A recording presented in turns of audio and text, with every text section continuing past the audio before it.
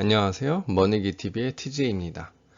오늘은 20대에서 50대 꼭 알아야 할 기본 지식 세 번째 시간을 가질까 합니다. 저번 시간에는 풍차 돌리기와 통장 쪼개기, 그 다음에 기축통화에 대해서 간단하게 얘기를 해봤고요. 오늘은 환율과 수요와 공급, 이거에 대해서 간단하게 영상을 진행해 볼까 합니다. 자, 환율에 대해서 보자면 환율도 수요와 공급의 법칙에 따른다. 환율은 국내에 한국 통화와 외국 통화에 유입된 외화 양에 대한 비율이다. 국내에 달러가 적어지면 국내 화폐보다 적어지기 때문에 달러의 가치가 상승하고 국내 화폐 가치가 하락을 한다. 자, 대부분 이런 식으로 예전에 많이 배웠는데, 그러면 도대체 이게 무슨 양인가? 사실 환율에 대한 얘기에서 수요와 공급의 법칙에 따른다, 이런 얘기를 아마 많이 들어보지는 않았을 거고, 그냥 뭐 돈이 많다, 적다, 시세에 따라서 가치가 바뀐다, 뭐 그게 환율이다, 이렇게만 들었는데, 정확하게 이해를 하기 쉽게 설명을 한번 드릴까 합니다. 자, 그러면은 이거를 한번 그림으로 그려서 얘기를 하자면, 자, 국내에, 여기 한국에 원화가 있고, 그 다음에 달러가 있습니다. 그런데 달러가 해외에서 많이 유입이 된다. 많이 유입이 되면 이 달러의 양이 점점 이렇게 늘어납니다. 늘어나게 되면 늘어날수록 이 달러의 가치는 어떻게 되냐? 많이 공급이 될수록 달러의 가치는 떨어집니다. 또 반대로 해외에서 여기 있는 달러가 반대로 유출이 된다. 그러면은 원화 대비 달러가 줄어들기 때문에 이 달러의 가치가 높아집니다. 간단하게 얘기를 하면 달러의 양이 많아져, 흔해지기 때문에 달러의 가치는 떨어지고, 달러가 시중에 줄어들수록, 국내에 줄어들수록 달러의 가치는 높아진다. 이렇게 생각을 하면 됩니다. 그래서 좀 이해하기 쉽게 옆에 이제 도표로 이 표로 한번 그림을 그렸는데, 달러가 1달러에 1,000원 하던 게, 자, 예전에 IMF 같은 경우를 예를 들은 건데, IMF 때 외국에서 이 달러의 유출이 엄청나게 많았었습니다. 자, 그래서 이 달러의 가치가 엄청나게 급등을 하면서 1달러에 1,000원 하던 게 1달러에 2,000원을 하는 현상이 나타나기 시작한 겁니다. IMF 때. 자, 다시 얘기해서 수요와 공급이라 생각하시면 됩니다. 수요가, 자, 달러의 유출이 많아지면서 달러의 양이 줄어드니까 이 시중에 달러의 양이 줄어들어 희소성이 높아지니까 나머지 원화로 살 수 있는, 그러니까 원화의 가치가 떨어지면서 희소성이 높아지면서 가치가 높아지면서 원화의 가치가 상대적으로 떨어진 걸로 보이기 때문에, 그래서 많은 원화로 살 수밖에 없습니다. 이게 바로 달러라고 생각하시면 됩니다. 자, 그러면 지금 얘기한 걸 좀 토대로 이해를 하자면, 결국에는 국내에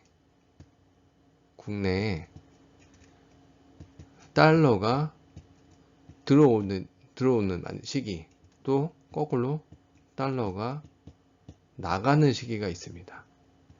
달러가 들어오는 시기는 수출이 잘 되는 시기, 그리고 달러가 나가는 시기는 수입이 잘 되는 시기다. 잘 된다. 자, 이것을 통해서 이 환율이 왜 중요하냐면, 사실 기초적인 부분은 설명을 했지만 수출과 이 수입을 통해서 내가 지금 수출하는 기업에 투자를 하는 게 좋은가? 아니면 수입하는 기업에 투자하는 게 좋은가? 또는 내가 지금 이렇게 달러를 사둬서 나중에 갖고 가는 게 좋은가? 이 가치의 변화. 그러니까 투자로서의 가치가 어떻게 될 것인가? 이런 거를 판단하기 기준이 됩니다. 그래서 이 환율이 중요하다. 예. 투자의 가장 기초가 되는 게 바로 환율이라고 생각하시면 됩니다. 그래서 환율에 대한 공부는 항상 하시는 게 좋다고 봅니다.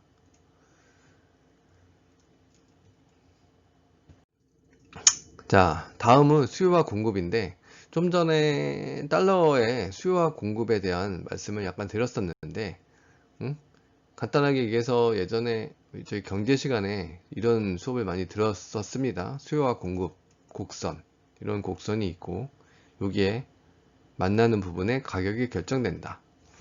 아마 기본적이니까 아마 다들 이해하시겠지만 간단하게 모르시는 분들을 위해서 살짝 설명을 좀 해드릴까 합니다. 아까 달러에 대한 설명에서는 시중에 달러와 원화가 있는데 달러가 줄어들면 그러면 달러의 가치는 높아진다. 가치는. 또 달러가 많이 유입이 되면 달러의 가치는 떨어진다. 결국에는 공급입니다. 공급이 줄어들수록 가치는 떨어진다, 오른다를 결정을 한다는 거죠. 다시 얘기해서 예를 들어서 부동산이다. 부동산의 공급량은 한 개인데 사고 싶은 사람들이 한 4명이서 이렇게 붙어버리면 사고 싶은 사람이 많아지기 때문에 가격은 오른다. 자, 이거는 이제 수요와 공급에서 얘기했는데, 자, 그러면 이것만 얘기를 한번 해볼까요? 이거. 예를 들어서 외국으로 여행을 많이 갑니다. 또는 외국에 요즘에 뭐 미국이나 일본, 뭐 중국의 주식들도 투자를 할 수 있는 걸로 알고 있는데 투자를 한다. 그러면 달러가 외국으로 많이 국내에 있는 달러가 외국으로 유출이 됩니다. 그러면 달러의 가치가 어떻게 될까요? 유출이 됐으니 많이 나가는 거니까 공급이 줄어들면서 달러의 가치는 올라가게 되겠죠. 자, 이제 이거는 은행에다가 돈을 집어넣는데, 그러니까 이자를 받는 거죠. 이자를 받는데, 자, 이게 뭘 얘기하냐면, 시중에 이런 은행에서 사실 돈을 푸는 거는 중앙은행에서 돈을 푸는데, 중앙은행에서 이자를 높이거나, 이자를 낮추거나, 그러면서 어떤 정책을 펼칠 때, 그거에 대한 설명을 하고자 이런 그림을 그렸습니다. 우선, 다시 정리해서 다시 얘기를 하자면, 시중에 중앙은행이, 이게 중앙은행이고요. 중앙은행이 금리를 올리고 내리고를 정책을 정하는데, 이거에 따라서 이 은행도 똑같이 같이 금리를 올리고 내리고 하는데, 이렇게 하게 되면 어떤 현상이 일어나냐? 시중의 자금, 다시 얘기해서 시중의 공급량을 조절하기 위해서 금리를 올리고 내리고 합니다. 자, 시중의 자금이 만약에 공급이 만약에 늘린다. 공급을 늘린다는 얘기는 시중에 금리를 올리는 게 아니라 금리를 내리는 걸 얘기합니다. 또, 근데 이걸 이해를 좀 하자면, 자, 시중에 만약에 은행에서 금리를 올린다. 금리가 비싸진다. 좀 이해하기 쉽게 금리를 5%다. 그러면 사람들이 갖고 있는 현금을 은행에다가 집어넣게 됩니다. 그러면 시중에 자금이 줄게 되죠. 시중에 자금이 준다. 다시 해서 공급에서 봤을 때는 공급의 양이 줍니다. 그리고 또 금리를 만약에 낮춘다. 금리를 1% 낮춘다. 그러면 공급이 사람들이 은행에다가 돈을 넣어야 금리가 너무 낮다 보니 투자를 은행에다가 집어넣지 않고 다른 투자처를 찾기 위해 그쪽에 현금이 유입이 됩니다. 그래서 시중에 자금이 늘기 시작합니다. 자, 이게 바로 수요와 공급에서 의해서 금리를 올린다, 금리를 내린다. 이걸 통해서 시중에 자금을 움직이게 하고 그 다음에 가격을 결정한다. 이거 하기 위한 이거는 대통령적인 정책으로 수요와 공급을 설명을 한번 해봤습니다.